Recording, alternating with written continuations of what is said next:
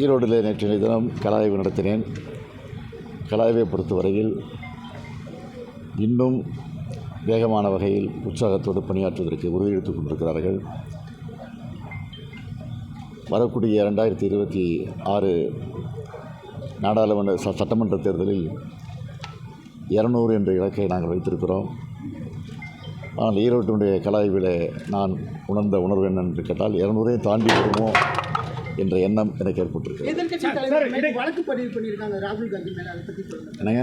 ராகுல் காந்தி மேலே இந்த நாடாளுமன்றத்தில் கூச்சல் பரப்பணும், அதை சட்டப்படியாக சந்திப்பார்.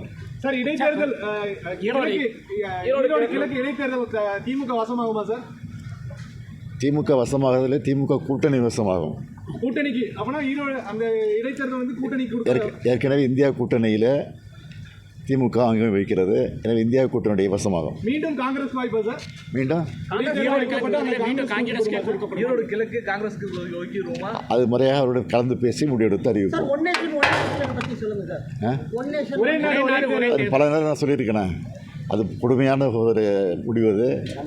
அது ஜனநாயகத்தை படுகொலைக்கு தள்ளக்கூடிய நிலையில் அந்த ஒரே நாடு ஒரே தேர்தல் என்பது ஒரே நாள் ஒரே தேர்தல் என்பது நிச்சயமாக அது ஒரு ஜனநாயகத்தை படுகொலைக்கு தள்ளக்கூடிய மோசமான செயலாகும். அம்பேத்கர் விவகாரத்தை அடுத்து இந்த மாதிரி அணுக போறோம் சார். தொடர் போராட்டங்கள் போயிட்டு இருக்கு. அடுத்து எந்த மாதிரியான எதிர்ப்பு தெரிவிக்கப்படும் சார்? அதே நேரத்தில் நாங்க அம்பேத்கர் வழியில தான் நாங்கள் ஆட்சி நடத்துறோம்னு சொல்லி பாஜக சொல்லியிருக்காங்க. இந்தியா கூட்டணியுடைய கட்சி தலைவரை கலந்து ஆலோசித்து அது குறித்து முடிவெடுத்து அறிவிக்கும். நடிகர்கள் அரசியலுக்கு வர்றது எப்படி சார் பார்க்குறீங்க? நல்லா பார்க்குறேன்.